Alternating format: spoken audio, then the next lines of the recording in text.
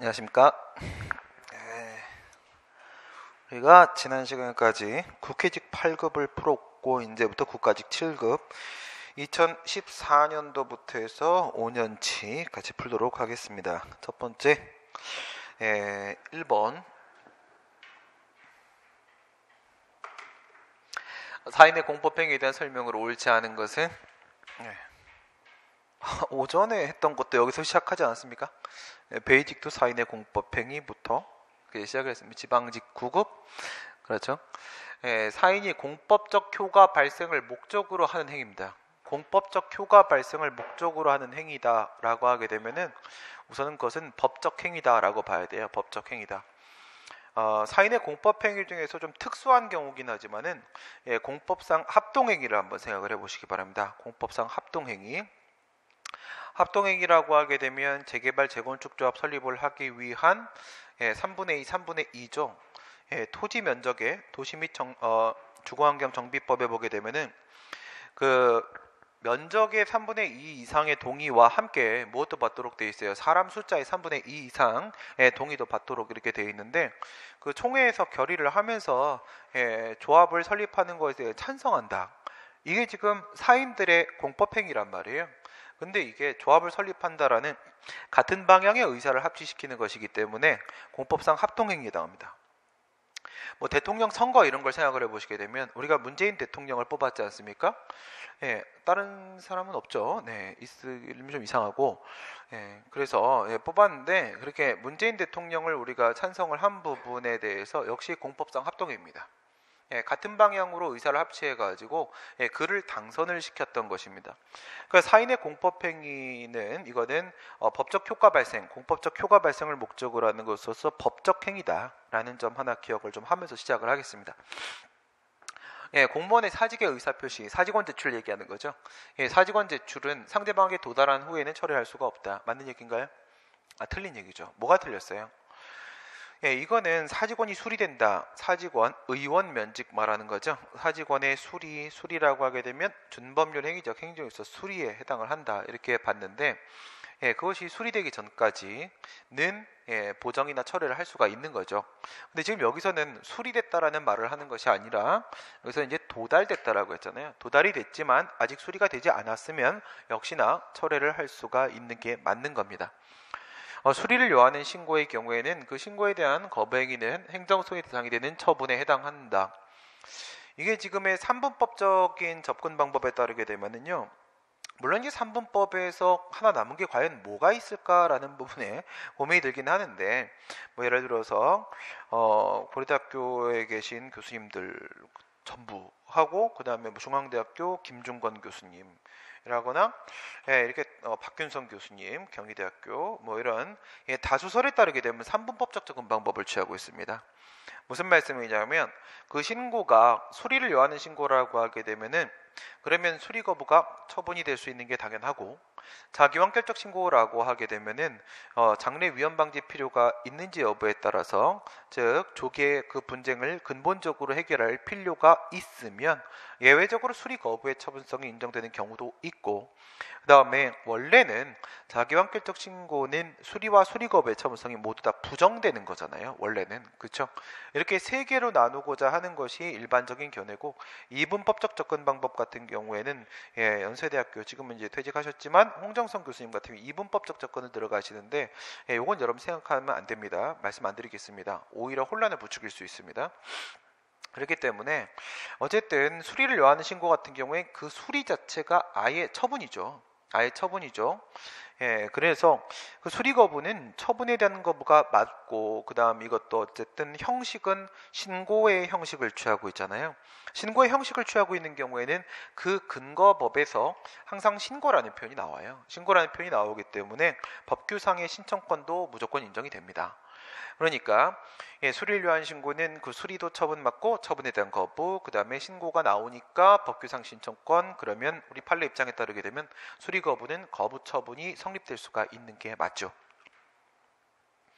사인의 공법행위는 법적 행위인 점에 있어서 공법상의 사실행위와 구별된다. 그렇죠. 방금 처음에 말씀드린 게 이런 내용입니다. 사인의 공법행위는 어쨌든 공법적 효과를 발생시키는 행위입니다. 예, 이것만 갖고 끝나는 건 아니죠. 사실 이것만 갖고 끝나는 건 아니고 행정청의 반사적 결정이 있어야만 하는 것은 맞습니다. 그렇죠.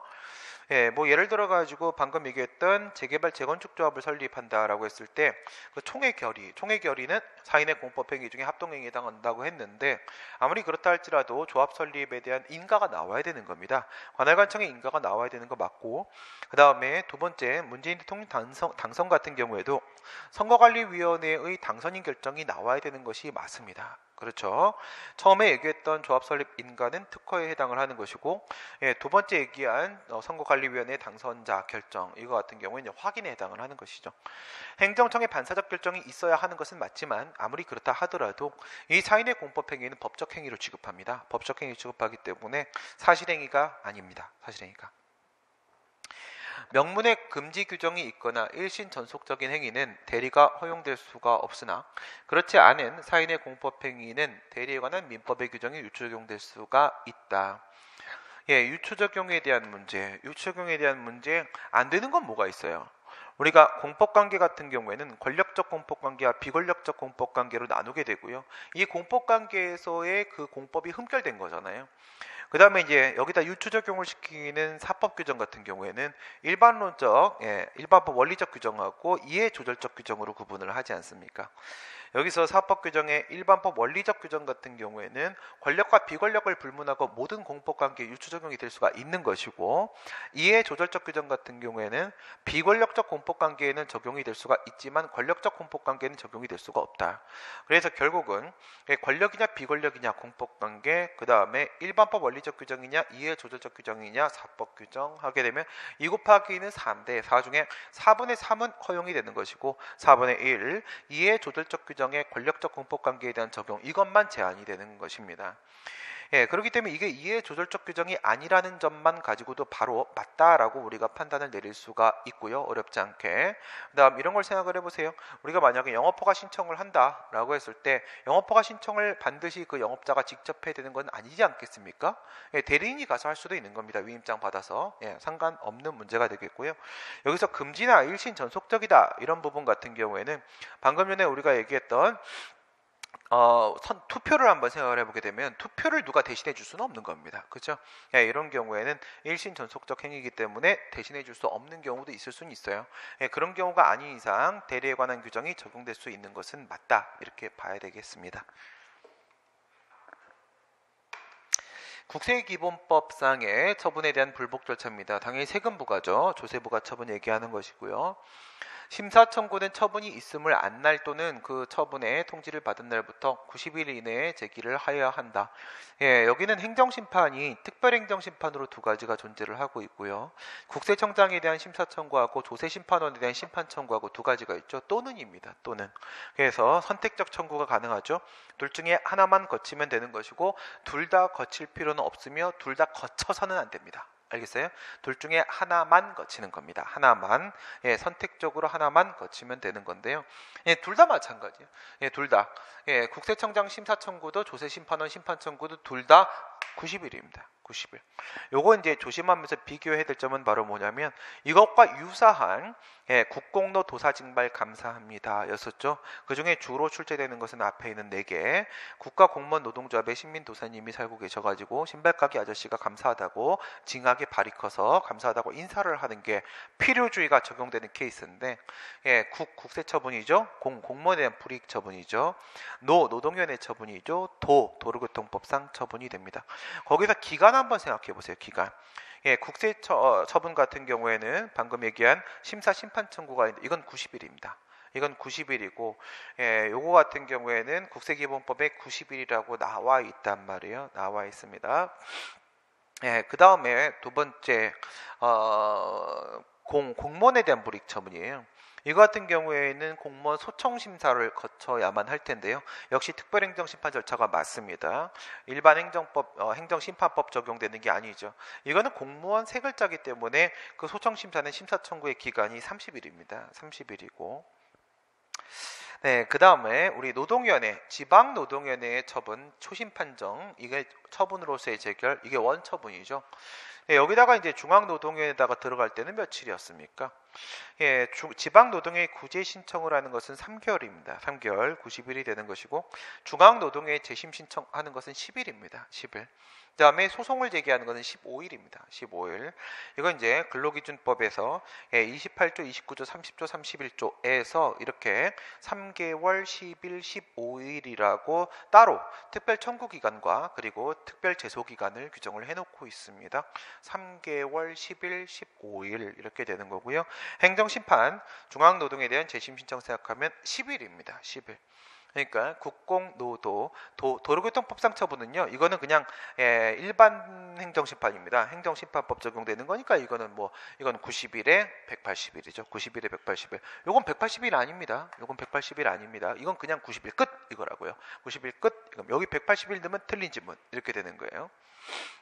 그래서 국은요 90일이 되는 거, 공은요 30일이 되는 거고요, 노는요 10일이 되는 거고요, 도는요 90일에 180일 이렇게 되는 겁니다. 90일에 180일.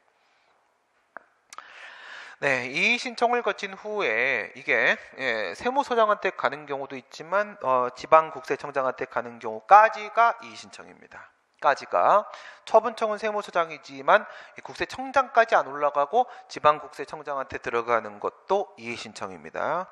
원래 이의신청은 처분청에 제기하는 불복 절차지만 이건 좀 특수하고요. 했을 때 이의신청을 거친 다음에 심사나 심판 청구, 그러니까 요거는 행정심판이죠. 를 하려면 그 이의신청에 대한 결정의 통지를 받은 날로부터 90일 이내에 제기를 해야 된다라고 되어 있는데 요건 뭘 조심해야 돼요? 결정을 통지받은 날 이거죠.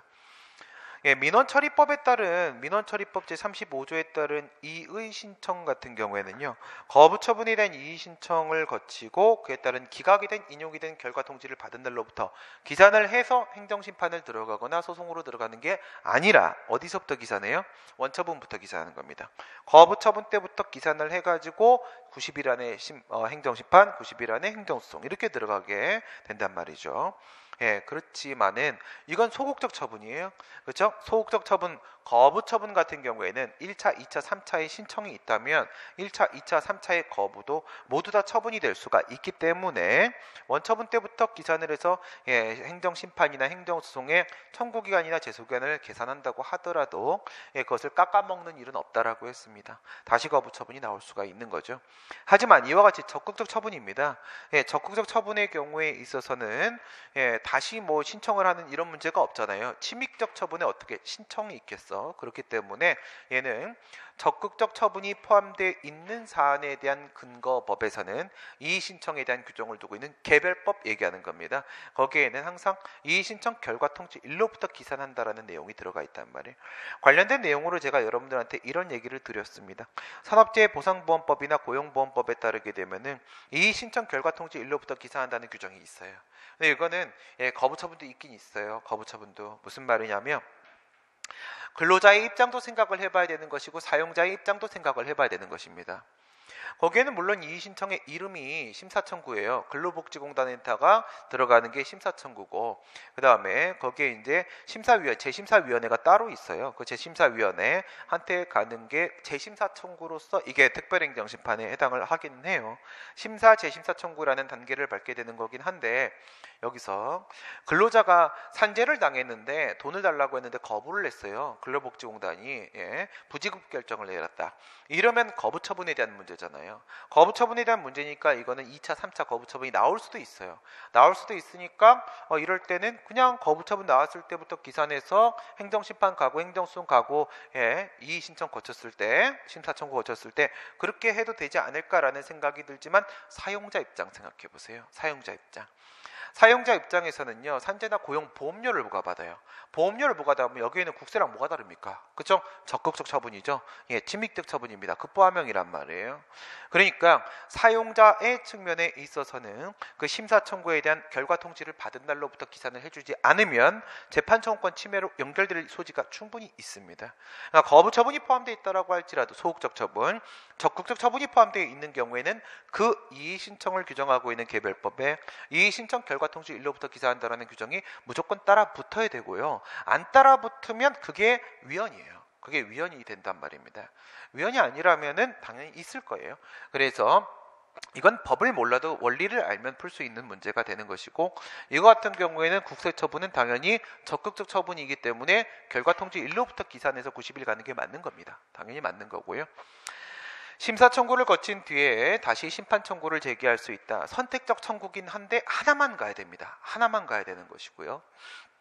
그 다음 심사 청구 또는 심판 청구와 그에 대한 결정을 거치지 아니하면 행정소송을 제기할 수 없다. 예, 이거는 국공로 도사증발의 국에 해당을 하는 것이죠.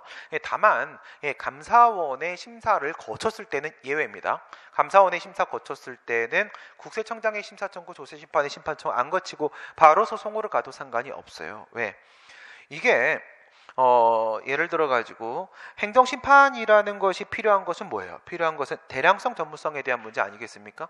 예, 관련 사건이 너무나 많기 때문에 너무나 전문적이기 때문에 대량성에 대한 문제는 앞에서 필터링을 해달라는 것이고, 전문성에 대한 문제는 앞에서 설명서를 좀 써달라는 거란 말이에요. 근데 국세 같은 경우에는 대량성의 문제와 전문성의 문제가 동시에 발생합니다. 동시에 발생하기 때문에 행정심판을 반드시 거쳐야 돼요. 세금은 우리 누구나 다 부과받지 않습니까? 그렇죠? 국민들이 다 소송 제기하려고 하게 되면 받아줄 수가 없어요. 앞에서 필터링 필요한 거 맞고, 그 다음에 세법은 워낙에 어렵기 때문에, 워낙에 복잡하기 때문에 앞에서 좀 이렇게 사실관계 정도라도 좀 파악을 해주고 보내주는 게, 한번 씹어서 보내주는 게 필요한 건 당연한 겁니다. 법규명령입니다. 국가기관이 제정한 거죠. 국가기관의 행정입법의 산물이 바로 명령이 된다고 했고, 법규범으로서의 성격을 가지고 있으면 법규명령, 그렇지 않으면 행정명령이라고 부르며, 그 행정명령은 닉네임으로 행정규칙이라는 표현을 더 많이 사용을 하게 됩니다. 예, 어떠한 법규명령이 위임의 근거가 없어서 무효였다고 하더라도, 위임의 근거가 없었다 이런 말을 하면은 저건 뭐예요? 저건 집행명령이나 직권명령이 아니죠. 단순히 기술적 사항만 정하는 집행명령, 직권명령은 위임이 필요가 없잖아요. 그러니까 이거는 위임명령 말하는 거예요. 새로운 권리 의무에 관한 사항을 정하는 위임명령을 말하고 있는 것이고, 사후에 법 개정으로 위임의 근거가 상위법에 마련이 되었다. 그러면 그때부터 유효한 법규명령이 된다. 맞는 얘기가 되죠. 그래서 이거는 있다가 없다가 상황이 다 출제가 될 수가 있기 때문에 그냥 1구간, 2구간, 3구간 나눠가지고 생각하시라고 했고요. 근거가 없다가 이렇게 바뀌면 되는 거죠. 그럼 없다가 있다가로 바뀌고 있다가 없다가로 이렇게 바뀌게 되면은 이건 위임명령이 무효이다가 유효가 되고 유효이다가 무효가 되고 이렇게 되는데, 중요한 점은 뭐예요? 그때부터죠. 처음부터? 아니, 그때부터 맞게 잘 설명했네요. 추상적인 법규명령을 제정하지 않은 행정입법 부작위, 이렇게 말하게 되면요, 일반적 추상적 규율을 하는 법규명령이다? 그럼 사실은 두 개가 있죠. 전형적 법규명령과 집행적 법규명령과 둘 다 있을 수 있어요. 그리고 집행적 법규명령은 처분이란 말이죠. 형식적 행정행위로 인정하죠. 2003년도 6년도 한미약품 사건하고 거꾸로 한국 릴리가 2003년 2006년이 한미약품 이렇게 들어가잖아요. 그것도 처분이기 때문에 부작위 파행송 제기할 수 있어요. 일반적 추상적 규율인데, 그렇게 치면은 이거는 틀렸다고 말할 여지도 있는 거죠. 맞았다고 말할 여지도 있는 거죠. 맞았다고 말할 여지도 있는 건데, 그냥 이렇게 생각하세요. 추상적 규율을 하는 법규명령이다 그러면 특별한 말이 없는 이상 이거는 그냥 전형적 법규명령으로 보세요. 전형적 법규명령으로. 그러면 그건 어쨌든 처분이 아닌 거 아니겠습니까? 그러니까 여기서 행정입법 부작위에 대한 행정수행법상 부작위 파행송을 제기하려고 하게 되면은 기본적으로 처분에 대한 부작위여야 되는 것인데, 전형적 법규명령은 처분이 아니기 때문에 처분에 대한 부작위 자체가 아예 성립될 수가 없는 겁니다.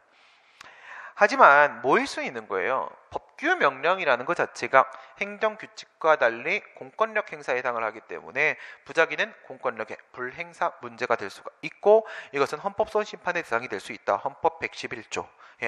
헌법소원심판은 될 수가 있습니다. 이게 안 되니까 보충적으로 될 수 있는 거죠.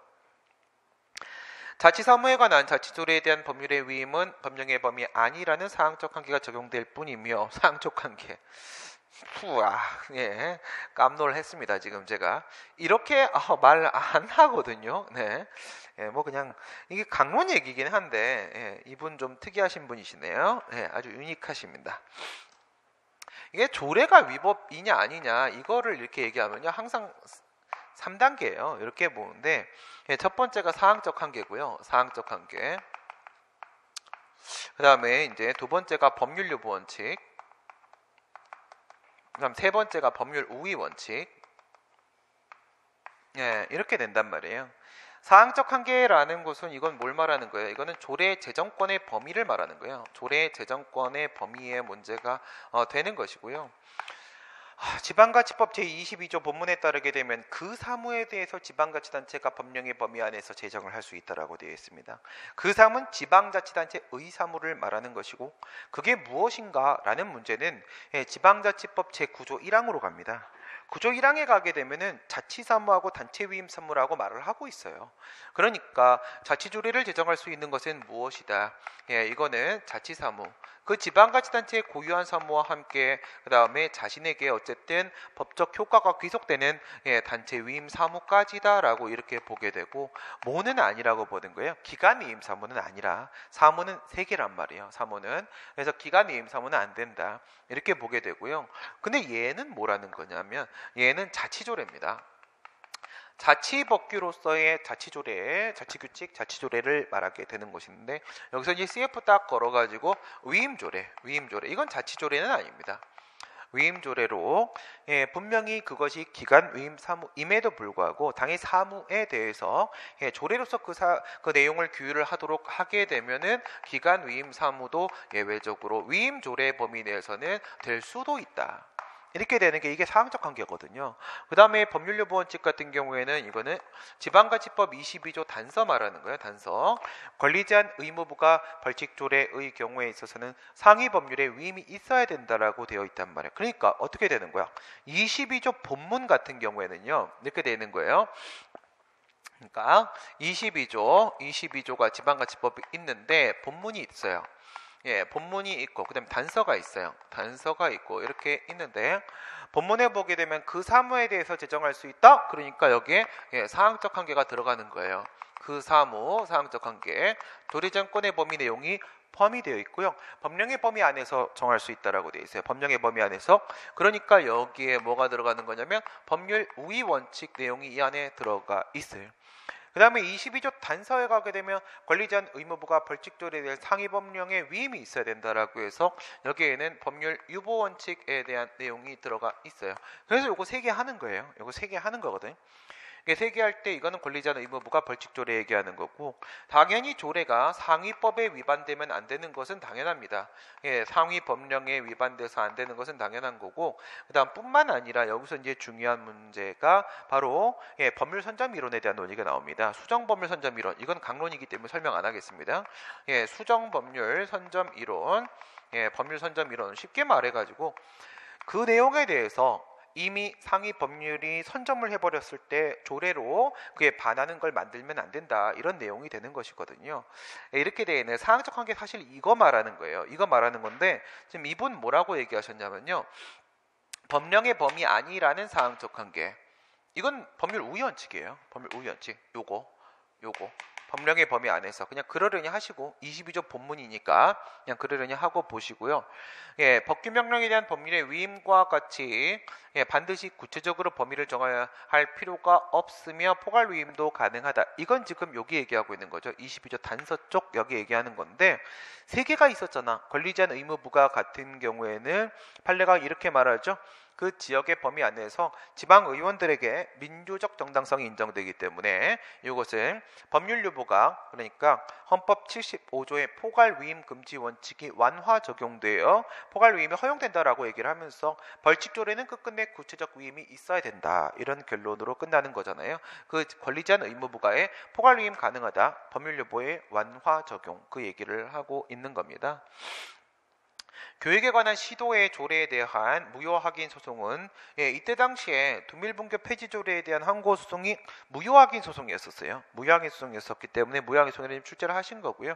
학교에 대한 문제, 공립학 학교니까 교육이라고 얘기하는 경기도 얘기하고 있는 거고, 시도지사가 아니라 경기도 지방자치단체장 경기도지사가 아니라 경기도 교육감. 그러니까 얘는 일반 집행기관이 되고 얘는 특별 집행기관이 되는 것이죠.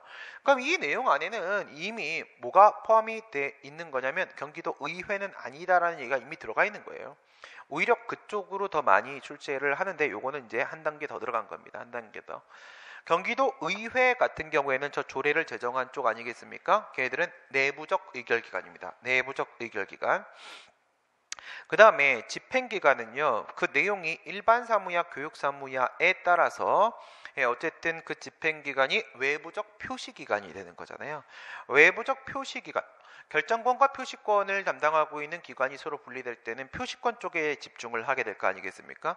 집행기관 쪽인데 여기서 한 단계 더 들어가서 집행기관의 일반 집행기관, 특별 집행기관 이렇게 나눠지는데 일반 사무는 일반 집행기관 쪽에서 조례를 공포하게 되고 그다음에 교육사무, 교육 및 학예관 사무는 특별 집행기관 쪽에서 그 조례를 공포하게 되기 때문에 지금 교육사무니까 특별 집행기관, 교육감 쪽이 돼야 된다라고 설명을 하고 있는 것입니다.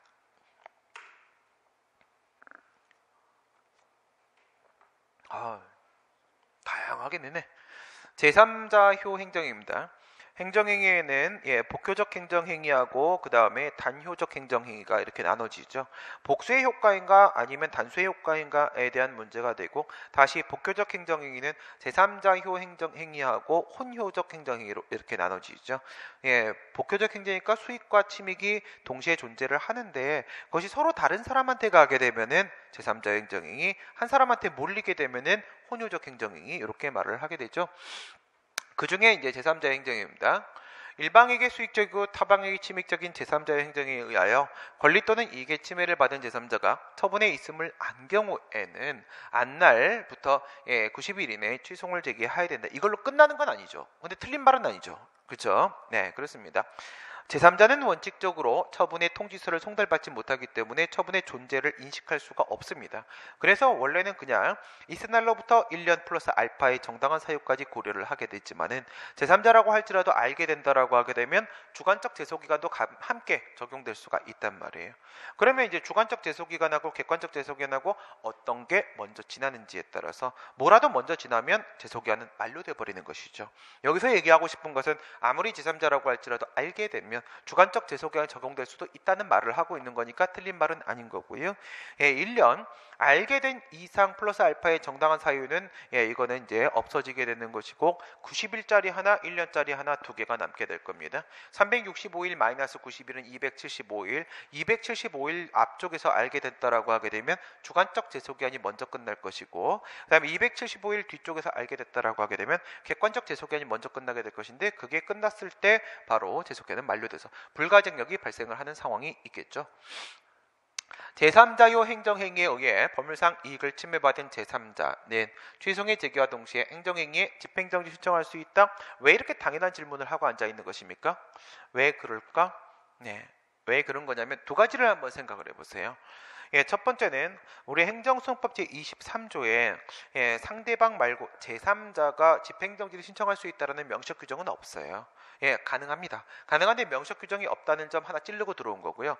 두 번째, 집행정지 결정에도 과연 대세효가 인정되는지에 대한 문제입니다.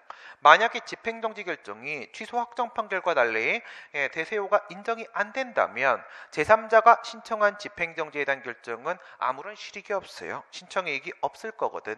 하지만 행정소송법 29조 2항에는 1항에서 취소 확정 판결의 대세효, 2항에서 집행정지 결정의 대세효 규정을 두고 있습니다. 두고 있기 때문에 제3자의 집행정지 신청은 충분히 실익이 있습니다. 실익이 있는 거예요. 제3자에 의해 항고성이 제기된 경우에 제3자요 행정행위의 상대방은 소송 참가를 할 수가 있다. 그렇죠? 이런 소송 참가는 뭘 얘기하는 거예요? 우리 행정소송법 16조에 보시게 되면 제3자의 소송 참가에 대한 규정을 두고 있는데 소송의 결과에 의해서 자신의 권리나 이익에 침해를 받게 되는 사람, 영향을 받게 되는 사람은 참가할 수 있다. 타인 간에 기속되는 소송 절차에 들어갈 수가 있어요.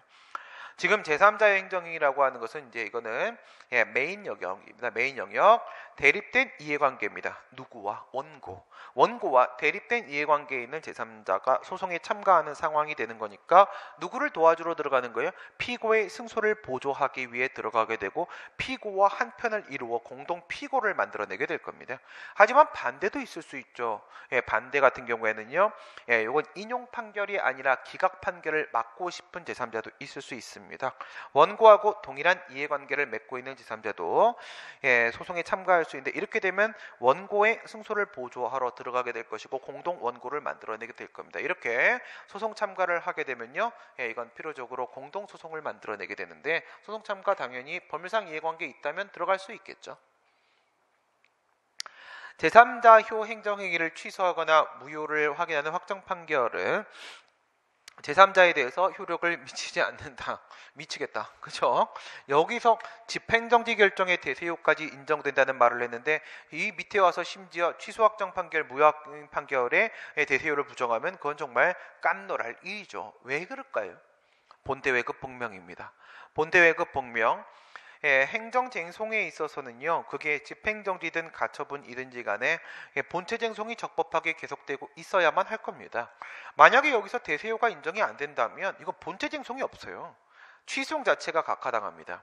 이겨봐야 소용없는 소송이 된다고 했잖아요. 우리 행정소송 심판에서 유독 인정되는 거, 특수한 효력이 바로 뭐예요? 대세효 기속력입니다. 대세효 기속력이에요. 대세효 기속력이 없다면 그게 문제되는 상황은 다 협의해서 협의 심판 이게 없어요. 그게 없으면 실익이 없어요. 그러니까 정말 이렇게 대세효가 인정이 안 된다면 이 취소 무효기송은 바로 각합니다. 협의 해석이 없어서. 근데 뭔 집행정지입니까? 그렇죠? 본체가 없어져 버릴 겁니다. 29조 1항에서 명문으로 인정하고 있습니다. 대세효의 직접적 근거 규정을 마련하고 있죠. 5번 국가배상.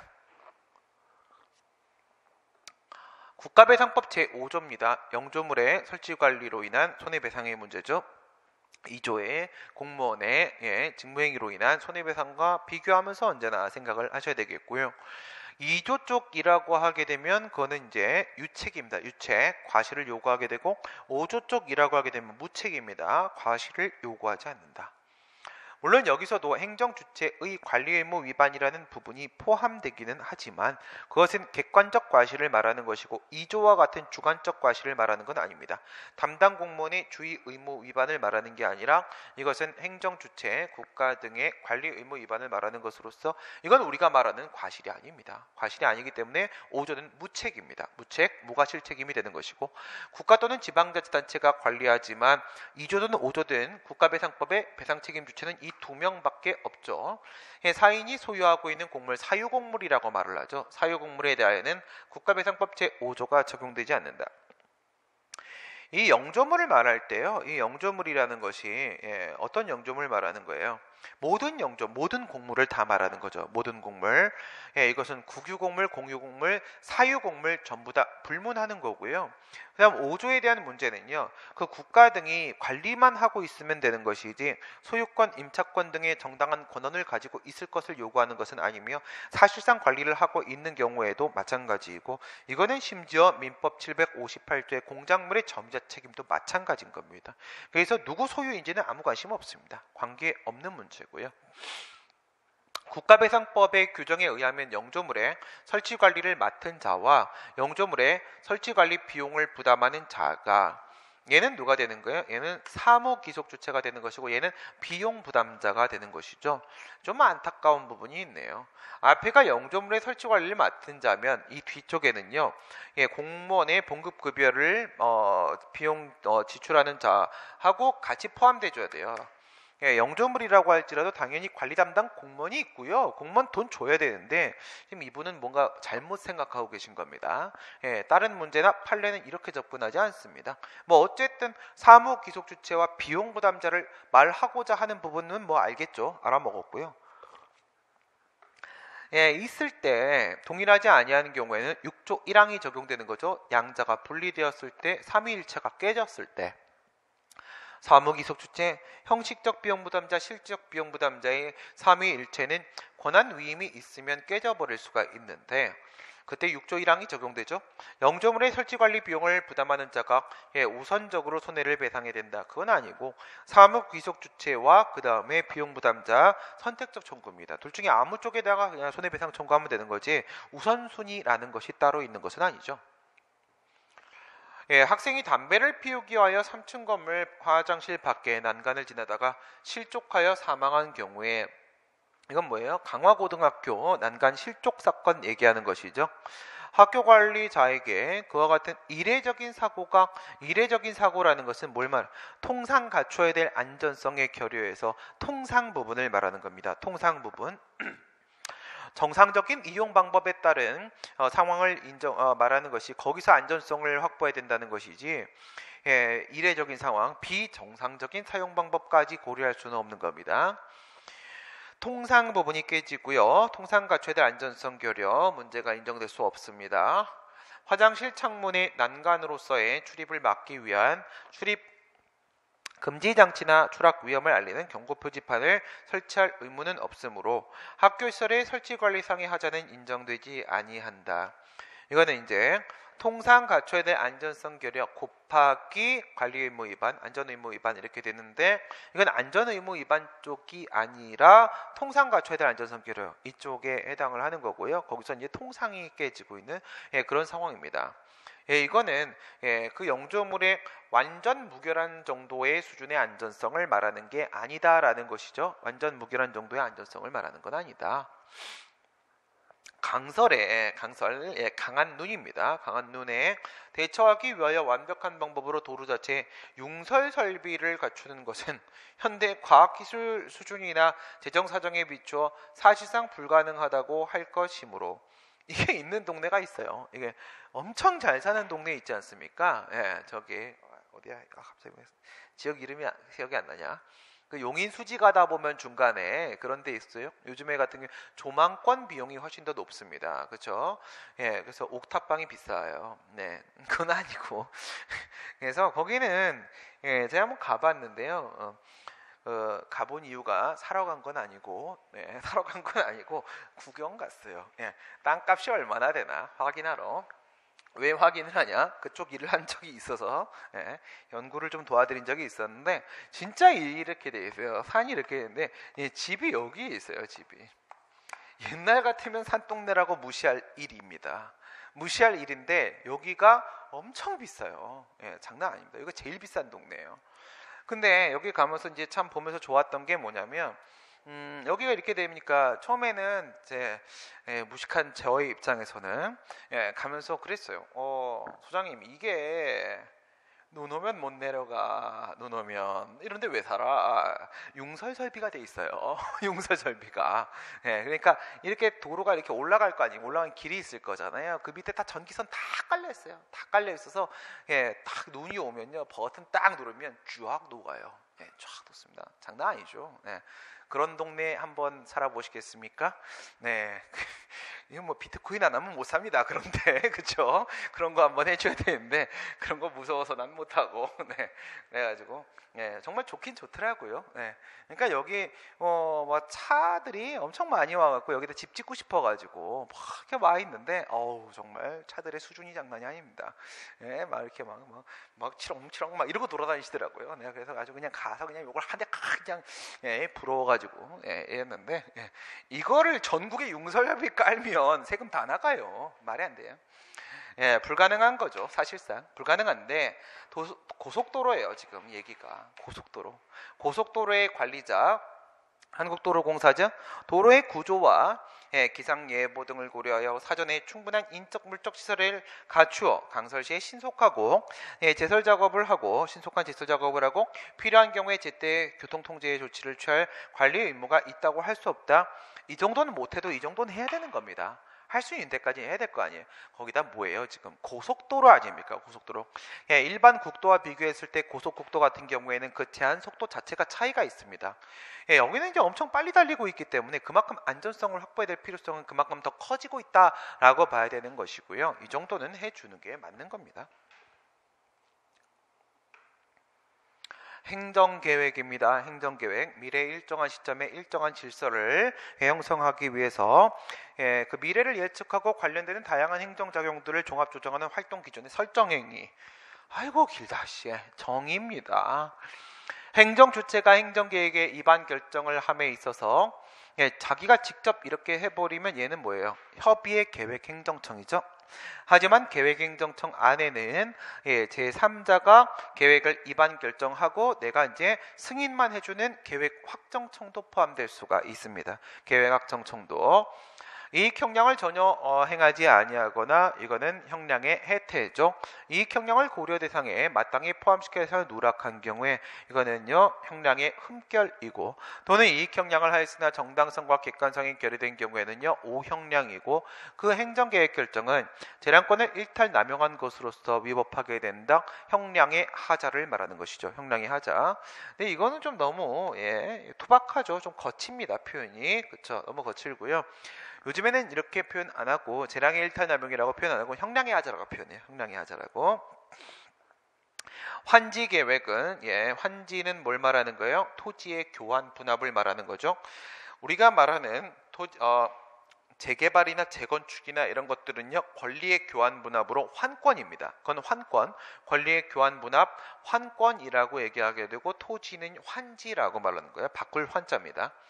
그 자체가 직접 토지 소유자 등의 법률상의 지위에 변동을 시키기 때문에 환지 계획은 한 곳의 대상이 되는 처분이라고 보는 견해가 있어요. 저는 이 견해인데, 근데 판례는 이렇게 안 보죠. 세 개 비교했었잖아요. 환지 계획, 환지 예정지 지정, 환지 처분 이렇게 해가지고, 환지 예정지 지정 같은 경우에는 아직은 토지에 대한 소유권이 상실하고 취득하고 하는 상황은 아니지만, 내가 나중에 이제 환지받을 땅에 대한 그 사용권을 좀 사전에 먼저 받게 되는 거기 때문에 사용권 인정된다는 점에서 환지 예정지 지정도 처분으로 인정하죠. 판례가. 환지 처분은 아예 A 토지에 대한 소유권을 상실하게 되고 B 토지에 대한 소유권을 취득하게 되는 것으로서 이건 당연히 권리에 영향 미치는 거 처분인데, 환지 계획은 처분이 아니라고 봅니다. 우리 판례가. 판례 의함 이거죠. 판례 의함. 구도시계획법상의 행정청이 기한 결재 등의 과정을 거쳐 도시계획 결정 등의 처분을 하였다고 하더라도 이를 관보에 게재하여 고시하지 아니하는 이상 대외적으로 아무런 효력은 발생하지 않는다라고 이렇게 되어 있는데요. 지금 여기서 이런 말을 하려고 하는 건 뭐예요? 이 행정계획은 특별히 절차상 하자가 없다. 적법 절차를 거쳤다. 그 얘기를 하고 싶은 거예요. 그런데 이거는 이제 행정행위의 성립 요건 중에서 내부적 성립 요건으로서의 적법 요건과 외부적 성립 요건으로서의 효력 요건 중에 지금 효력 요건이 깨졌다라고 얘기를 하는 거죠. 어쨌든 통지가 돼야 돼요. 처분은 통지가 돼야 되는데, 통지라는 방법은 개별 처분에 대해서는 송달의 방법으로 할 것이며, 그다음 일반 처분의 방식에 있어서는요 고시 공고의 방법으로 통지를 하게 되겠죠. 그러니까 여기는 고시 공고가 바로 통지 효력 발생 요건입니다. 효력 요건이 없으면 아무리 그게 적법하게 성립되었다라고 할지라도 효력은 발생 안 하는 거죠. 효력은. 알려야죠. 사람들한테. 행정주체는 구체적인 행정계획을 입안 결정함에 있어서 비교적 광범위한 형성의 자유를 갖는다. 그러니까 이게 지금 위하고 맞습니까? 이 사람아. 형성의 자유. 이건 법률이 정해놓은 테두리 안에서의 구체적인 법적 효과를 선택하는 문제가 아니라, 이건 아예 새로운 하나의 질서를 형성하는 것을 말하는 것이기 때문에 여기서 이래 표현했으면 여기 형성의 자유라고 표현을 해야죠. 아니면 여기도 광범위한 재량권이라고 말을 하든지, 그렇죠? 광범위한 재량권 그러면 옛날식 판례 방식이 되는 거고, 형량의 하자, 형성의 자유 이렇게 하게 되면 이건 최근 판례 스타일로 말을 하게 되는 건데, 이건 뭐 스타일이 밑에는 뭐 한복 입고 위에는 무슨 뭐 이상한 힙합 뭐 이런 거 입고 막 이런 느낌이에요. 별론데요. 공익사업을 위한 토지 등의 취득 및 보상에 관한 법률상의 손실보상에 대한 설명입니다. 토지 수용으로 인한 손실보상액은 당의 공공사업의 시행을 직접 목적으로 하는 계획의 승인 고시로 인한 가격 변동을 고려함이 없이 수용 재결 당시의 가격을 기준으로 하여 정해야 되는 것이다. 그러니까 이게 토지 수용연의 수용 재결 방법으로 공용 수용을 할 수도 있겠고, 그것이 아니라 협의 취득의 방법으로 공용 수용을 할 수도 있겠죠. 이런 걸 우리가 수용 취득, 그 다음에 협의 취득 이렇게 말하잖아요. 수용 취득, 협의 취득 이렇게 한다고 했을 때 둘 다 마찬가지예요. 협의 취득의 방법이면 협의가 성립된 시점을 기준으로 하게 되고, 수용 취득의 방법이면 수용 재결이 나온 시점을 기준으로 해서 보상금을 산정을 하는 건 당연한 겁니다. 결정됐을 때 하는 거예요.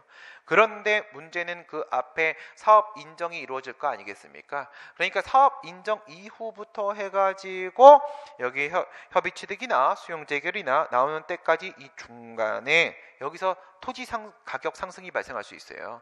그러면 이 개발 이익은 부분은 어떻게 해야 돼요? 이 시점을 기준으로 하거나 이 시점을 기준으로 해서 보상금을 산정하긴 하는데, 그때까지 발생한 개발 이익은 마이너스 공제하는 겁니다. 판례 표현에 따르게 되면 뭐라고 합니까? 그 개발 이익이라는 것은 이건 사업 시행자의 투자에 의해서 만들어진 이익이니까 사업 시행자가 가져가야 될 문제인 거지, 이건 토지 소유자 등이 자신의 노력 또는 투자를 통해 만들어낸 이익이 아니기 때문에 그들에게 귀속시킬 수 있는 금액이 아니다라고 판시를 하고 있지요. 손실보상은 현금보상이 원칙이나 일정한 경우에는 채권이나 현물로 보상을 할 수 있다 이렇게 되어 있는데, 63조에 나오는 거예요. 그렇죠? 원래는 금전보상이죠. 금전보상 원칙이라고 써 있어요.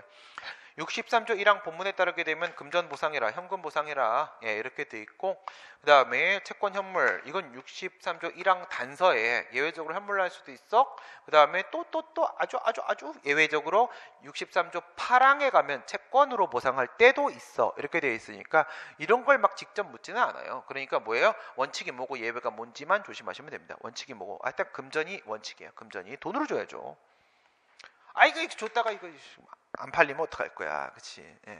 고구마로 주려고? 고구마? 맛있긴 하겠다.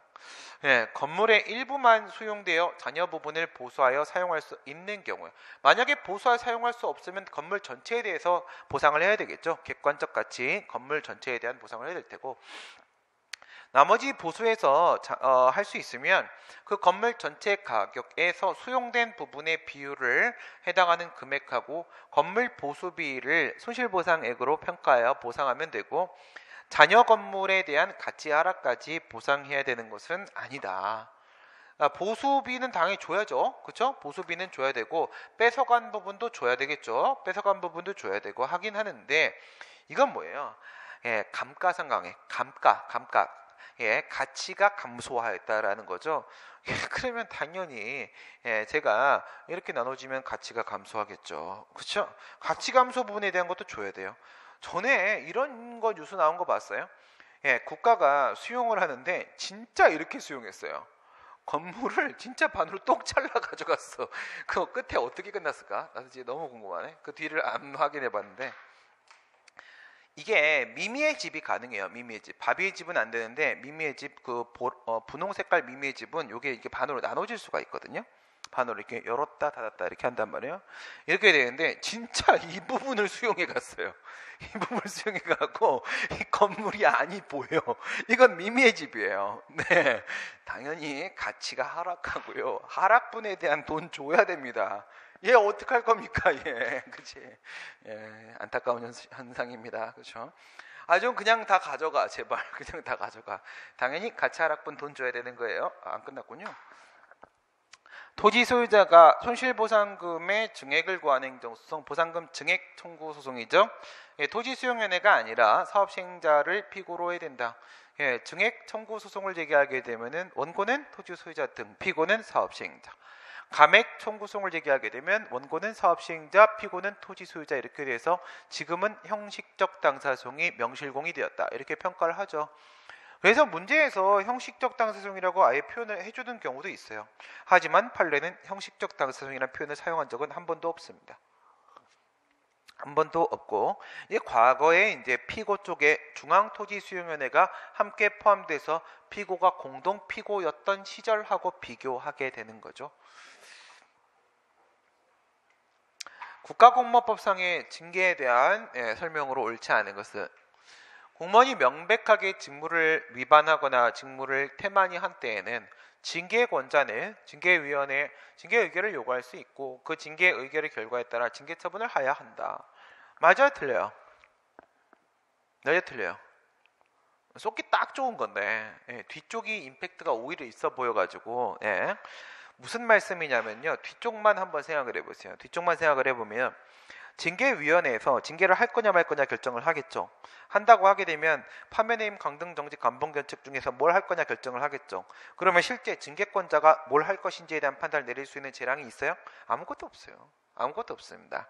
그러니까 총론에서는 선택재량이 인정된다고 말을 하죠. 6개 중에 고를 수 있다. 그런데 강론에 가면 기속행위라고 봅니다. 강론에 가면 딱딱 떨어뜨려야 되기 때문에 딱 나눕니다, 단계를. 그래서 사실은 그 재량은 누가 갖고 있는 거냐면 내부적 의결기관으로서의 징계위원회하고 외부적 표시기관으로서의 징계권자 중에서 재량을 가지고 있는 것은 징계권자 쪽이 아니라 징계위원회 쪽이에요. 징계위원회 쪽에서 결정을 사실상 다 내리게 되는 거고요. 얘는 그걸 그냥 밖에다 표시하는 것밖에 없어요. 징계권자는 이건 기속행위입니다. 징계권자의 입장에서는, 행정청의 입장에서는 기속행위가 되는 거예요. 강론에 가게 되면 이걸 기속행위라고 파악을 하고 그렇게 배우게 됩니다. 그러니까 징계위원회가 결정한 대로 그대로 해야 된다라는 말은 맞는 말이거든요. 근데 이게 앞부분을 뚫은 거예요. 앞부분을. 저게 주관식 문제에서도 재작년에 5급 공채에서 출제가 됐었어요. 진짜 객관식처럼 나왔어요. 이게 명백 안 해도 돼요. 명백 안 해도 이게 의무사항이에요. 의무사항. 알겠어요? 그러니까 징계권자와 징계 요구권자는 보통 같거든요. 근데 보통 임용권자란 말이에요. 그러니까 소속 공무원한테 어떤 징계 사유, 저런 직무 의무 위반이라거나 이런 징계 사유가 발생했다라고 인지하게 되면 있잖아요. 인지하게 되면 반드시 징계위원회에다가 회부해야 돼요. 회부사항이 의무사항입니다. 회부사항이 징계 의결 요구가 의무사항이지 재량이 아니란 말이에요. 여기를 쳤어요. 주관식 문제에서 뭐라 물어봤냐? 이랬을 때 의결을 요구하지 않을 수 있는가? 뭐라고 쓰지? 당연히 해야 한다. 이렇게 써야 되는 거란 말이에요. 와, 미치겠다. 이런 문제가 나온 적도 있는데 객관식에도 또 등장했네. 그치? 이거 의무사항이라고요. 인지하면 의무사항이에요. 반드시 징계위원회 해보야 됩니다. 소청심사위원회가 징계처분을 받은 자의 청구에 따라 소청을 심사할 경우에는 원징계 처분보다 무거운 징계 결정을 할 수 없다라고 되어 있는데 이건 뭘 말하는 거야? 불이익변경 금지원칙 말하는 거죠. 불이익변경 금지원칙. 국가공무법 맞죠? 국가공무법이라고 하게 되면 14조 저게 7항에 있습니다. 14조 7항에 보게 되면 불이익변경 금지원칙이 있어요. 제가 계속 누차 말씀드리기를 뭐라고 말씀을 드렸어요. 특별행정심판 절차를 개별법에서 정하는 경우라고 하더라도 같은 행정부 소속기관이 심사를 하게 되는 것이기 때문에 가재는 개편, 초록은 동색 놀이를 할 수가 있는 우려가 있어서 불이익변경 금지원칙에 대한 규정을 어디든 다 집어넣는다고 했죠. 여기도 있어요. 14조 7항에 정직 받아가지고 내가 왜 정직입니까? 그러니까 그러면 파면이다 나가라 이러면 어처구니 없다고요. 그렇죠? 소청심사위원회 취소명령이나 변경명령 이거죠. 이렇게 나랑 스타일 7급 좋아 잘 맞아. 여기에는 아직 이게 살아있다고요. 국가공무원법, 공무원법에는요. 우리 행정심판법은 2010년도 1월 25일 날 개정되는 과정에서 취소 명령이 폐지가 되었지만 개별법에는 이와 같이 계속 취소 명령 재결이 살아있는 경우가 있습니다. 그래서 이제 이게 지금도 있어요. 지금도 있습니다. 이렇게 형성 재결이 아니라 명령 재결을 이행 재결 아닙니다. 이행 재결은 수익적 처분이란 말이에요. 의무행 심판. 여기서는 승진 신청에 대한 거부 부작위. 이럴 때 얘기하는 거예요. 근데 보통 이제 또 교수님들은 이행 재결, 명령 재결에 이행 명령 재결, 금지 명령 재결 이렇게 있는 거고 이 이행 명령 재결을 우리가 보통 이행 재결 이렇게 말하거든요. 근데 그냥 이행 재결을 그냥 플러스 마이너스 방향 없이 명령 재결의 의미로 말할 때도 있어요. 이거를 이행 재결 말하는 교수님들도 있어요. 봐야 알아요. 그런 거 시비 걸 수가 없어요. 그냥 자기 스타일. 그에 따른 징계나 그 밖의 처분이 있을 때까지 종전에 행한 징계처분 원처분이죠. 원처분에 영향을 미치지 않. 형성력이 없잖아요. 명령 재결에 형성력이 어디 있어요, 그렇죠? 취소 재결, 변경 재결 나와줘야지. 저거는 그에 따른 취소 처분, 변경 처분 나오기 전까지는 아무 영향을 주지 않는단 말이죠, 그렇죠? 저것도 그대로 있어요. 저거는 또 대놓고 국가공무원법 14조 6항에 있어요. 14조 6항에. 명령 재결은 아무런 효력이 없대. 이렇게 형성력이 없다. 이렇게 되어 있습니다. 징계처분 또는 그 밖에 본인의 의사에 반하는 불리한 처분이나 부작위에 관한 행정소송은 소청심사위원회의 심사결정을 거치지 않으면 제기할 수 없다. 또 이러네. 그렇죠? 똑같은 얘기하고 앉아 있습니다. 국공로 도사징발 감사합니다의 공무원에 대한 불이익처분 얘기하는 것이죠. 공무원에 대한 불이익처분 국가공무원법이라고 하게 되면 16조입니다. 16조. 예, 그 다음에 지방공무원법이라고 하게 되면 20조의 2에 소청심사위원회 심리결정을 거치지 않으면 소송 제기할 수 없다라는 필요적 전심 절차 규정을 16조 20조의 2 국가공무원법 지방공무원법에 마련을 해놓고 있습니다. 9번 다음 중 옳지 않은 것은 국가공무원법상 직위해제 처분은요 가행정행이죠. 가행정행이 종행정행이 나올 때까지만 효력이 있고 그래도 행정행위 맞고 행정작용의 성질상 행정절차를 거치기 곤란하거나 불필요하거나 불필요 그에 준하는 절차를 거친 사항에 해당합니까? 그렇죠. 국가공무원법 제75조에 따르게 되면요, 저 직위해제 처분은요, 처분사유 설명서 교부 대상입니다. 처분사유 설명서 교부 다시 말해 우리 행정절차법의 처분절차에 준하는 절차가 마련되어 있다 이겁니다. 마련되어 있다.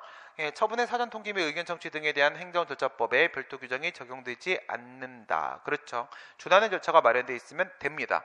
행정절차법 3조 2항 제9호에 따른 얘기를 말하는 거죠.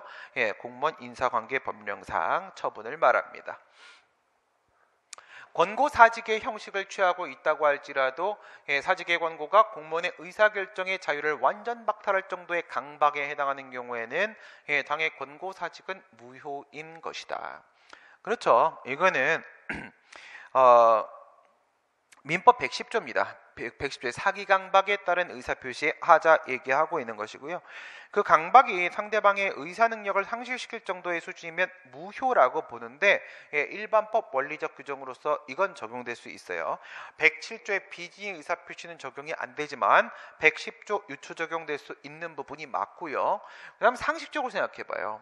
상식적으로 이 정도의 상황이라고 하게 되면 지금 이게 사직원 제출이라는 사인의 공법행위가 있었다고 볼 수 있습니까? 그렇지 않잖아요. 그렇죠?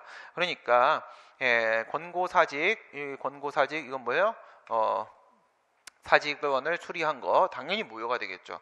사인의 공법행위가 없는 거라고 하게 되면 그건 바로 무효입니다. 사인의 공법행위가 뭐라고? 무효면 그에 따른 처분도 무효다. 무효사유 원칙설입니다. 무효사유 원칙설. 그래서 무효가 원칙이다. 이거예요. 사인의 공법행위 무효면 이거 무효입니다. 필수적인 전제 조건이 될 때 사인의 공법행위가 행정처의 처분에 단순한 동기를 부여하는 것이 아니라 필수적인 전제가 되는 경우에 그 공법행위가 사인의 공법행위가 무효면 처분도 무효다. 이건 결국 무효입니다. 사립학교법에 따른 학교법인 또는 사립학교 경영자가 총장은 왜 안 넣어줬어? 불쌍하네. 경영자 등이에요. 이거 원래 등이에요. 등의 총장이거든요. 총장 또는 학장. University and College. University면은 총장, College면 학장. 이거 원래 그게 더 중요한 건데. 사립학교 교원이 제기한 소청 신청에 대한 교원소청심사위원회 결정에 불복하고자 하는 경우에 누가요? 사립학교 쪽에서. 사립학교 쪽에 그렇다면 이 소청심사는 결론이 뭐가 나왔던 거예요? 인용이야 기각이야? 인용이죠. 인용이 돼서 그래서 요번에는 교원 소청심사 청구는 교원이 한 거고 인용이 됐으니까 상황 바뀌었으니까 거꾸로 피청구인인 사립학교 쪽에서 소송 제기하는 거고 이렇게 됩니다. 그 결정서를 송달받은 날로부터 90일 이내에 행정소송을 제기할 수 있다라고 교원지법 10조 3항에 써 있고요. 라고 이렇게 90일 안에 할 수 있다라고 써 있고요. 요거는 이제 교원지법 개정에 대한 문제 얘기하는 거죠. 개정에 대한 문제. 과거에는 뭐라고 돼 있었어? 교소위의 결정에 대해서는 교원만 소송을 제기할 수 있다라고 국한을 시켜놓고 있었는데 이에 대해서 이게 행정심판의 재결이 아니잖아요. 사립학교라고 하게 되면. 그렇죠? 국공립학교라고 하게 되면 피청구인인 처분청은 당연히 기속력 때문에 원고적 격이 없어서 소송을 제기할 수가 없게 되는 게 맞겠지만은 사립학교 쪽 같은 경우라고 하게 되면 교소의 결정은 원처분이에요. 원처분. 처분으로서의 재결 처분 아니란 말이죠. 재결의 기속력에 대한 문제가 발생을 하지 않습니다. 그러니까 이건 그냥 제3자유 행정행위예요. 제3자유 행정행. 제3자유 행정행위인데 기각됐을 때 같은 경우에는 교원은 소송 제기할 수 있고 사립학교 쪽은 소송 못 제기하게 오고, 이렇게 하면 양쪽의 평등원칙 위반 이런 문제가 생기고, 사립학교 법인의 재판 청구권을 침해하게 되고, 이런 문제들 때문에 위헌 결정 나왔고요. 그래서 교원지휘법 개정됐고요. 개정돼서 지금은 사립학교라고 한다면, 사립학교 국공립 아니고 사립학교라고 한다면 사립학교 법인이나 경영자 등이 소송을 제기할 수 있도록 바뀌었습니다. 바뀐 거. 행정청은 개인 택시 운송 사업의 양도 양수에 대한 인가가 있은 후에는 그 양도 양수 이전에 있었던 양도인에 대한 운송 사업 택시 면허의 취소 사유, 이게 뭐야? 직접적인 취소 사유, 이게 뭐야? 운전면허 취소입니다. 운전면허 취소. 운전면허가 취소가 되면은 그러면 택시 면허가 취소가 되는 거잖아요. 그래서 양도 양수에 대한 인가가 있으니까 이 택시 면허는 양수인한테 넘어간 거예요. 그렇죠? 택시 영업권은 양수인한테 가져간 건데, 근데 이 양도인한테 운전면허가 취소가 되면은 그러면 택시 면허도 취소가 되잖아요. 그럼 누구한테 취소를 하게 돼? 양수인이 갖고 있는 택시 면허를 취소해 버릴 수밖에 없어요. 이런 상황 때문에 뭐까지 인정을 하는 거야? 양수인은 양도인에 대한 운전면허 취소를 다툴 수 있는 원고적격까지 인정돼요. 원고적격까지. 알겠어요? 누구한테 대한 운전면허? 양도인에 대한 운전면허 취소를 양수인이 다툴 수 있는 지위가 인정이 됩니다. 원고적격까지도 인정이 되고요. 그래서 양도인에 대한 운송사업 면허 취소 사유를 들어 양수인의 운송사업 면허를 취소할 수 없다, 있다. 있으니까 원고적격을 인정을 하게 된 거죠. 마지막 문제. 뭐가 이렇게 남의 땅을 뺏으려고 자꾸만. 공익사업을 위한 토지 등의 취득 및 보상에 관한 법률상의 공용 수용 절차. 수용 절차는 4단계로 이루어지죠. 1단계 사업 인정이 이루어지고, 2단계 조서 작성, 토지 주소 물건 조서 작성이 이루어지고, 3단계 협의 취득, 협의를 거치게 되고, 4단계 불성립하게 되면 토지수용위원회, 관할 토지수용위원회 수용 재개를 이루어지고, 이렇게 들어갑니다. 그 다음은 이제 불복 절차. 불복 절차로 이의신청, 행정소송. 이의신청은 부진정 이의신청으로서 행정심판이죠. 특별행정심판 절차. 4단계로 이루어집니다. 1단계 사업 인정입니다. 일정한 절차를 거칠 것을, 방금 얘기한 뒤에 거 절차 얘기하는 거야. 뒤에 거 절차, 4단계 절차를 거칠 것을, 공용수용 절차를 거칠 것을 조건으로 하여 사업 시행자에게 일정한 내용의 수용권, 공용 수용권을 설정해주는 처분입니다. 그렇기 때문에 이건 뭐가 돼요? 특허입니다. 특허가 되는 거죠. 누가 합니까? 국토교통부 장관이 합니다. 사업 인정기관은 국토교통부 장관이에요. 그래서 다른 국가기관이나 지방자치단체라고 하더라도 국토교통부 장관으로부터 사업 인정을 못 받으면 공용수용권이 없어요. 알겠죠? 공용수용권이 없어요. 당연히 민간기업의 경우에 있어서는 사업 인정을 받아야만 특허, 권리능력 설정을 받아가지고 공무수탁사인 지위가 인정이 될 수가 있을 텐데요. 사업 인정을 받음으로써 수용할 목적물의 범위가 확정된다.